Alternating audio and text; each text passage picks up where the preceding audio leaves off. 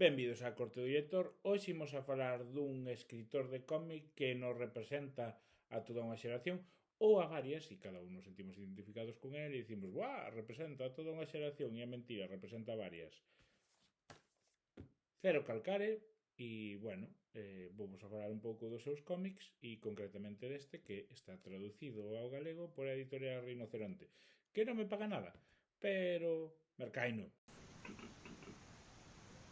A profecía do armadillo foi levada á serie como cortar pola liña de puntos por Netflix e basicamente vai de como este Cero Calcare narra de forma autobiográfica como ten que ir a un encontro social en torno a unha rapaza coa que tivo, digamos, unha amizade moi cercana que lle dá bastante pau e como resolve e como é todo moi turbio e se, digamos, culpa por todo o que ocorreu e non haber feito nada antes ou non haber visto unhas sinais en torno a este tema. Non choraba tanto desde a primeira vez que me deitei con teu pai, Dios mío. Esqueletos vai un poquinho na mesma liña que o anterior en torno a alguén que regresa ao seu barrio despois de botar anos fora e de haber tido unha vida no exterior recordando un feito traumático no que participaron todos e tendo medo de que iso se repita ou sexa algo peor e, bueno, ledio, non vos quero facer spoiler tampouco, é un dos que máis me gustou e é bastante gordecho tamén. Disfrútase moito. A bofe que así é.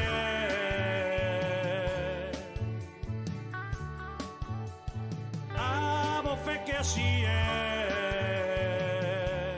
Olvida o meu nome é unha historia familiar en torno a un deses segredos familiares dos que nunca se fala pero sempre están presentes e de como Cero Calcare é consciente deste segredo, adiviña ou resolve parte do mesmo e que se lee de xeito bastante universal porque moitas familias teñen segredos, moitas familias teñen pasados ocultos dos que apenas se fala e, pois, coinciden un pouco con esta descripción xenérica que dá Calcare cos seus personaxes.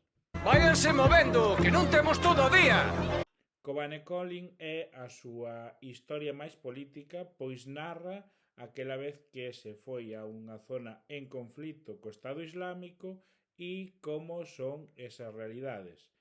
É, pois, o máis denso e o que máis me costa ler porque abandona ese tono próximo e se entra nunha especie de xornalismo de guerra debuxado, por narralo de alguma maneira. Tanto me flipou Cero Calcare que, cando estiven de viaxe, merquei un dos seus libros que aínda non había en español e en italiano, non porque eu sepa italiano, que non o sei, senón por telo e intentar entender algún chiste. Ten sentido? Non, pero é algo que faz nunha viaxe. Unha das cousas que máis me gusta de Cero Calcare é como representa tanto a súa voz interior como un armadillo, como a personaxes secundarios como animais ou figuras públicas, como, por exemplo, Bandana Shiva, esa figura ecoloxista que lle di que ten que reciclar.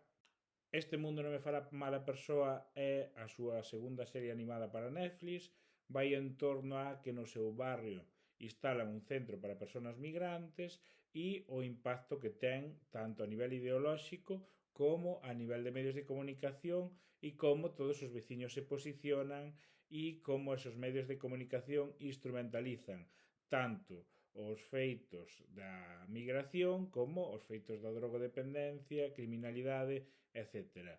Está moi ben, é moi recomendable e vese enseguida. Ei, seguides aí? Pois teño que contarvos que o Obradoiro Digital Galego temos unha mascota, sí. Deunos por crear unha mascota cookie e esta é Faísca.